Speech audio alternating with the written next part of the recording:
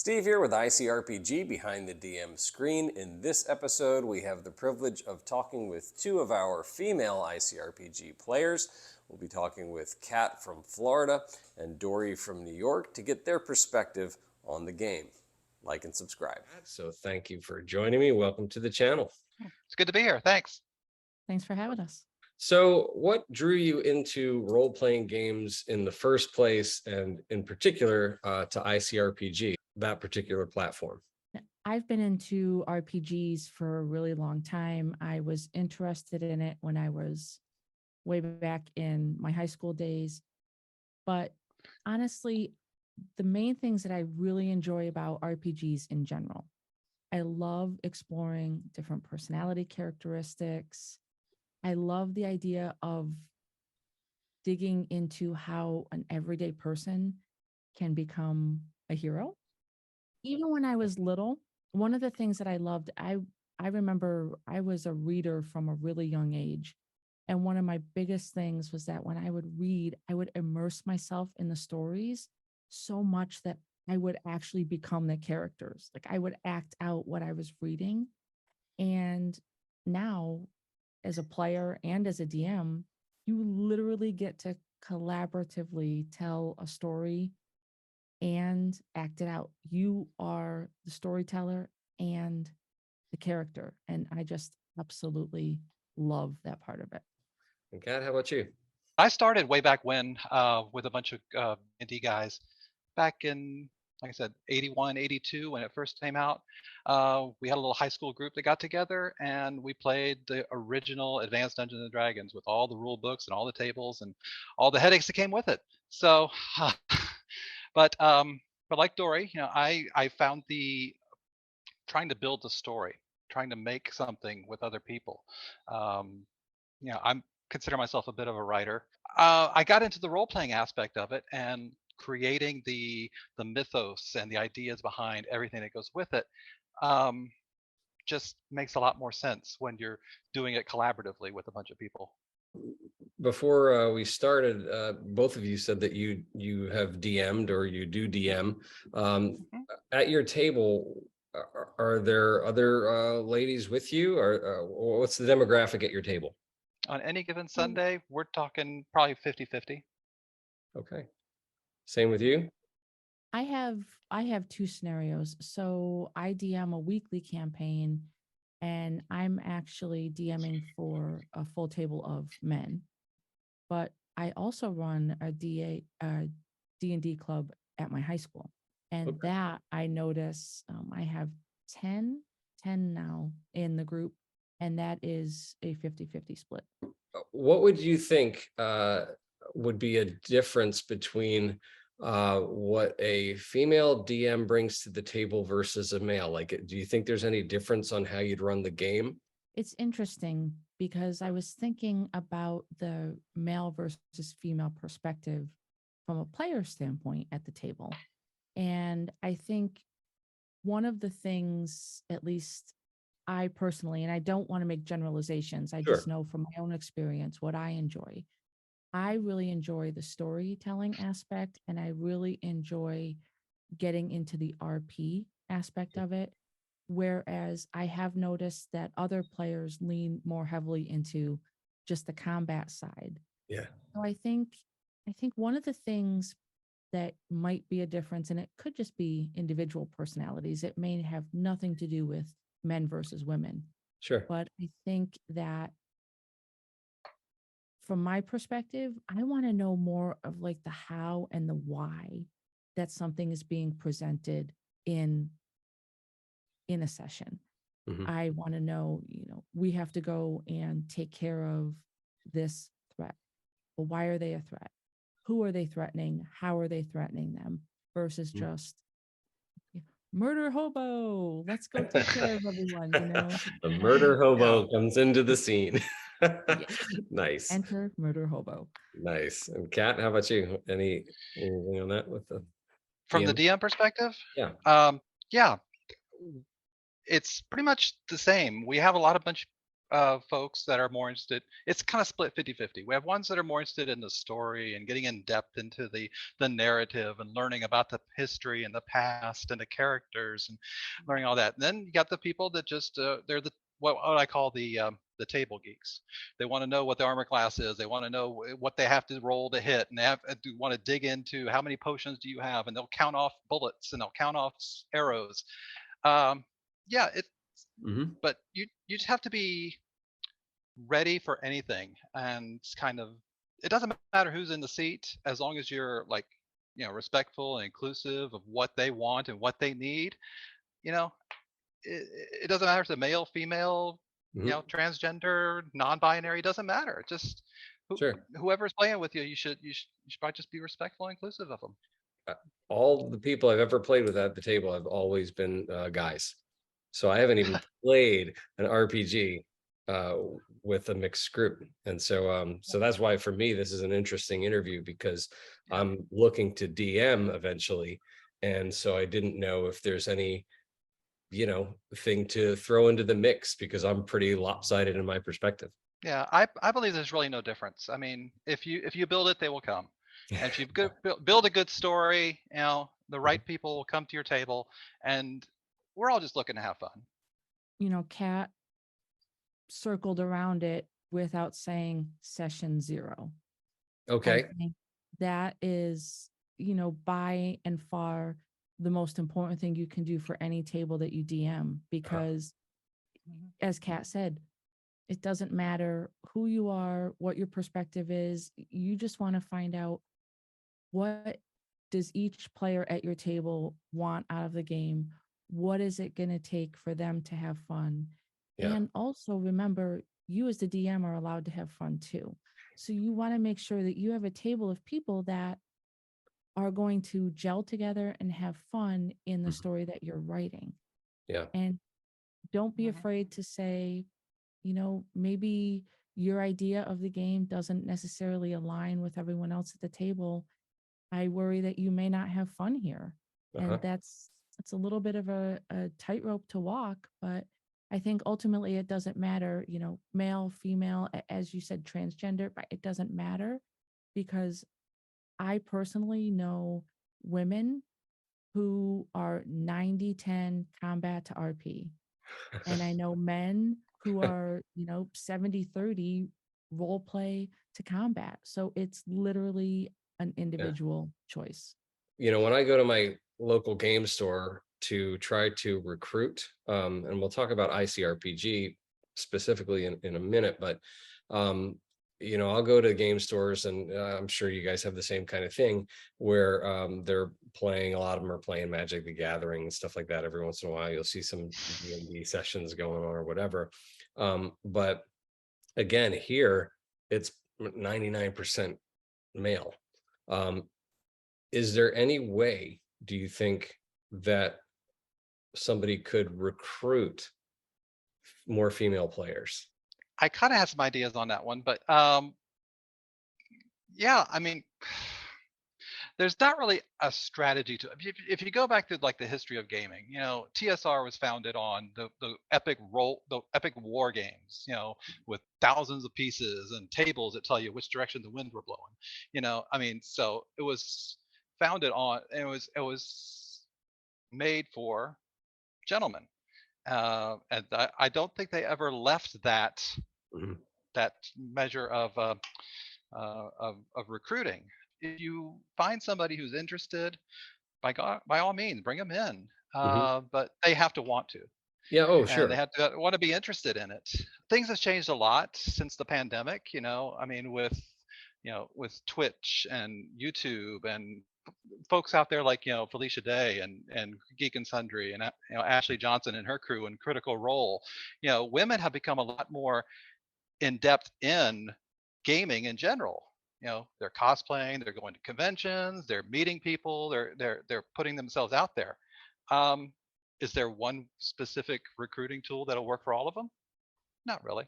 They Mhm. just want to be there, and if, Yeah. like I said, if you're inclusive, they'll come. How did you guys end up getting recruiting anybody at your table, for example? let's just start there. What, when you get a game together, how do you advertise it to who? Or is it just friends that you talk to and word of mouth, or do you put ads in your game store or that kind of thing? I stumbled into it. We played a game online called Ingress. It's like from the founders of Pokemon. They went out we went out around towns. We met people and we did things in large groups in crazy areas of town, and we just got to be friends. Friend of mine popped up and said, "Yeah, let's do some role playing. Let's do some tabletop. I got a bunch of stuff here, and you know what? I heard of this brand new system came out called ICRPG. Let's try it out, see what happens." Mhm. And it just kind of grew from there. So yeah, Dori, same thing with you, getting people to your table? We actually we play. There are several people at my table that I've never met in person. Okay.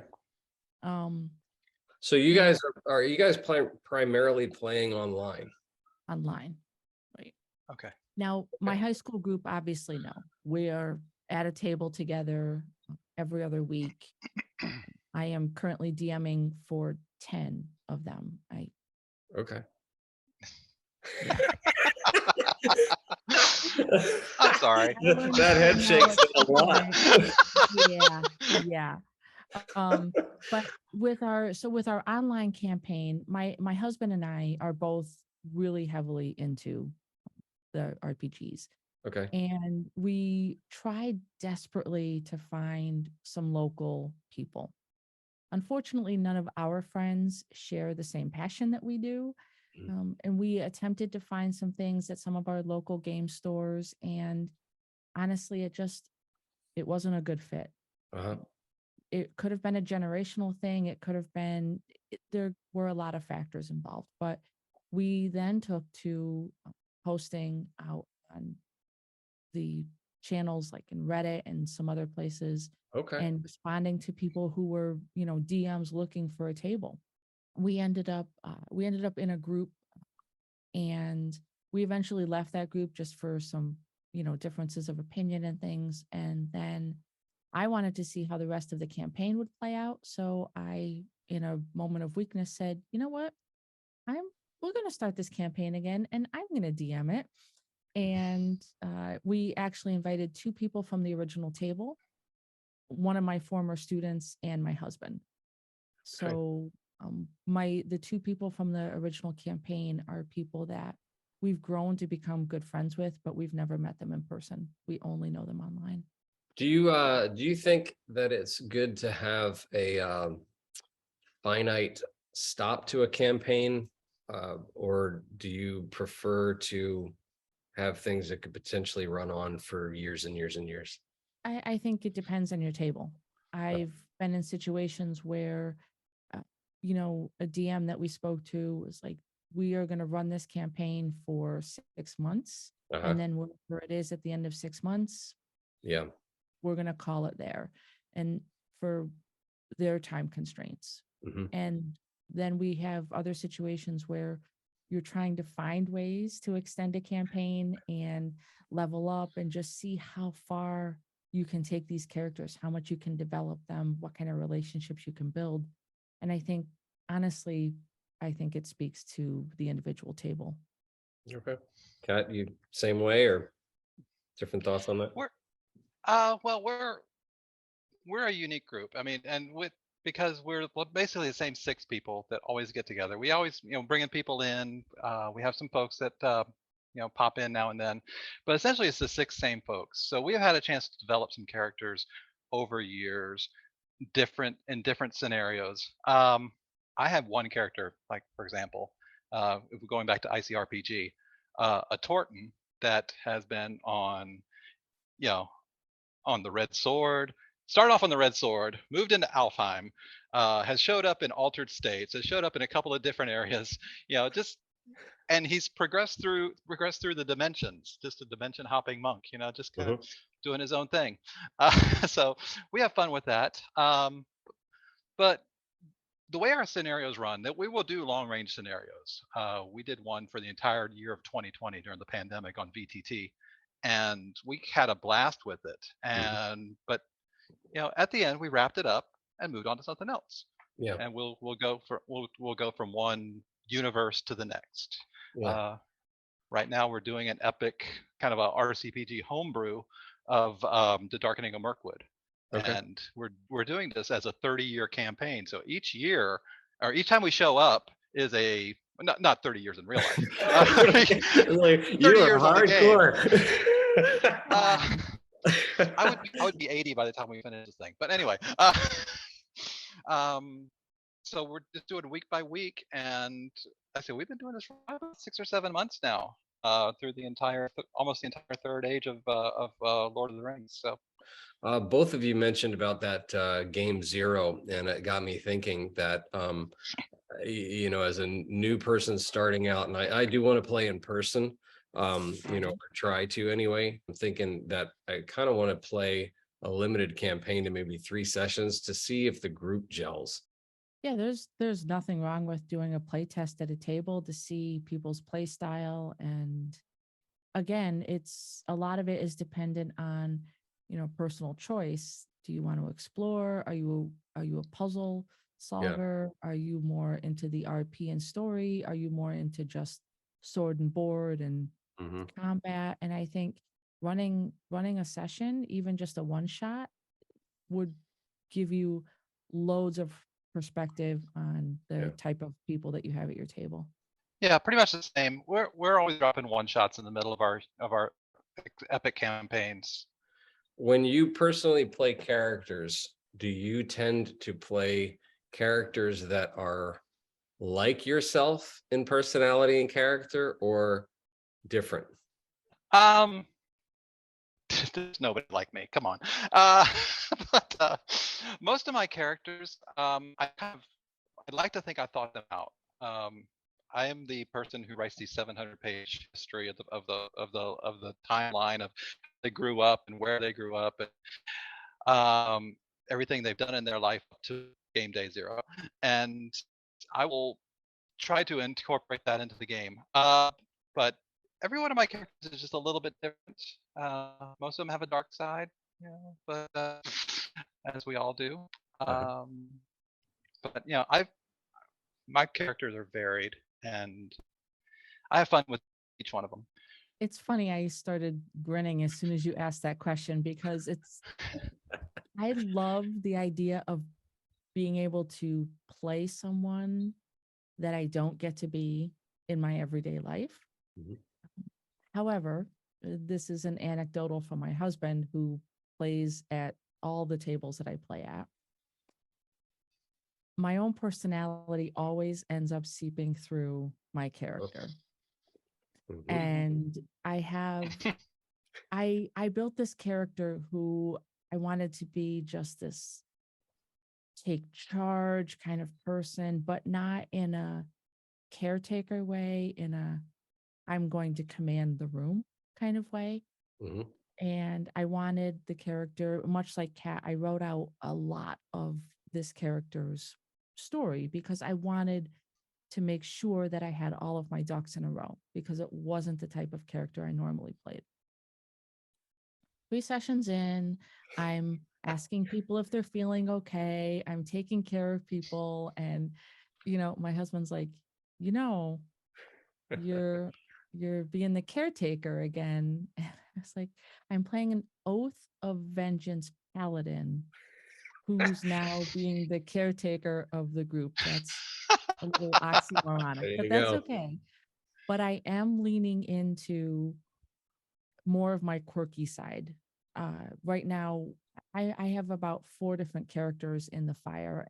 We are playing right now in a few different campaigns, and I am playing a really wacky, zany character who's just chaos incarnate. And I am promising myself at the beginning of every session, I'm leaning into it. There's fun in exploring a part of your personality that maybe is dormant, maybe, it used to be part of who you were, but you've overcome it or something. So I think it's a good mix. What kind of drew you into ICRPG as a platform in particular versus there's a zillion others out there? I was just looking for something different, something new and unusual, and this one came up. And a friend of mine who like collects games, he's got the entire wall of like everything from Gloomhaven to Wingspan, got everything back there. And he picked this up on a Kickstarter, I think, is when it started back in 1997 or 9. And he says, I got this really cool book, and we're going to give it a shot.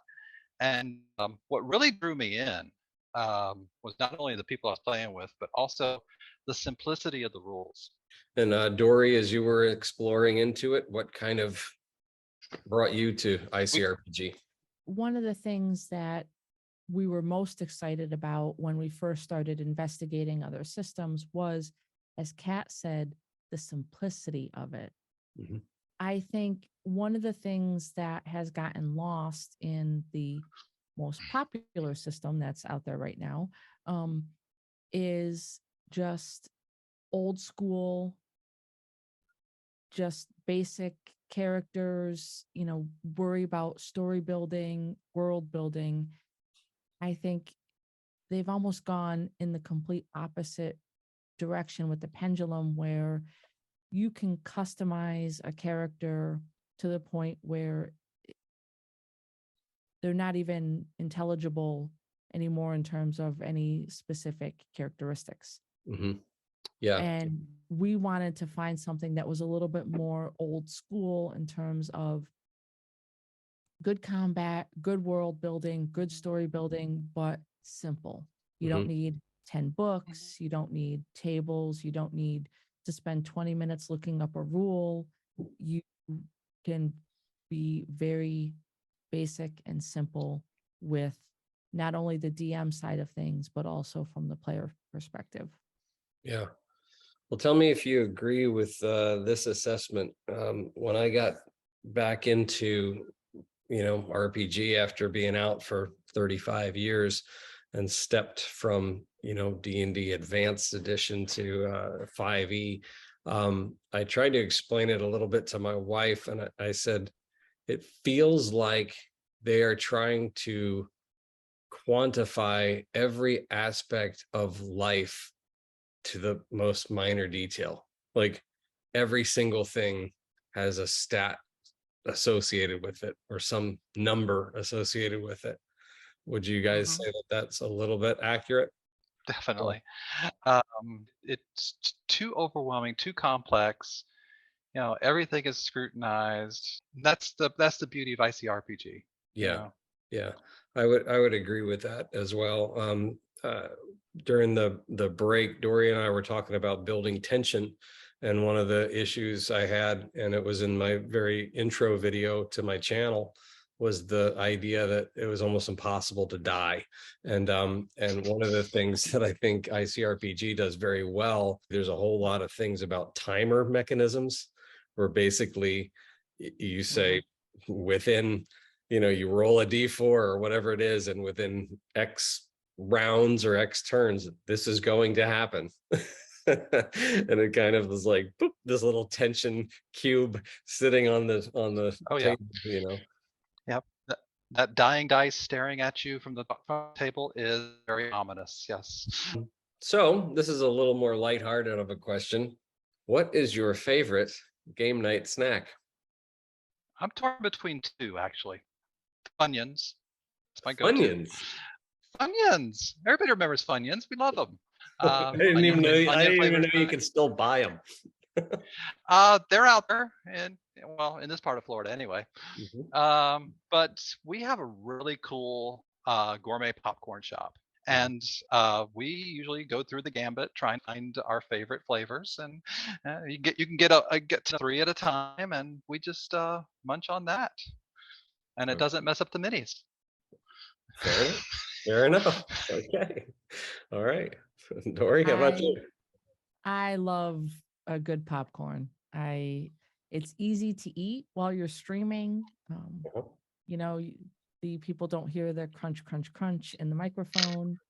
I do love Funyuns though. So now I feel like next Wednesday, I may have to get a bag of Funyuns. My table, like you're gonna have to deal with listening to me crunch. That's all there is to it. But popcorn is definitely my go-to snack for sure. Okay. Yeah. So I guess, is there any other, is there anything that you would like to just say or talk about regarding, back to the kind of the original theme of it with the female perspective on the game, just sort of anything that came to mind when I gave you the preview questions to kind of think about that I've missed, or that people should know? I think one of the most important things to remember when you're at a table with people is to just make sure that you give the story a chance to breathe. I think it's important to allow people to develop their characters as much or as little as they want. Mhm. And like for me, when I build characters, I don't necessarily write out every aspect of their backstory. I like to develop who they are mostly in game, um, especially because I like to play off of the relationships that are being built with others. But I think if you're at a table, whether you're DMing that table or you're a player, I think making sure that everybody is having a good time and they feel a sense of purpose, whatever that purpose is for them, I think that makes for probably the most enjoyable tables. I feel the same way. First and foremost, this is a game. You know, it's a chance to put the real world behind us and enjoy each other's company, and friendship, and kill a few monsters if the dice will let you. Just let your geek flag fly. Just be in the moment. You get a Awesome. chance to be somebody else for a little while. Well, cool.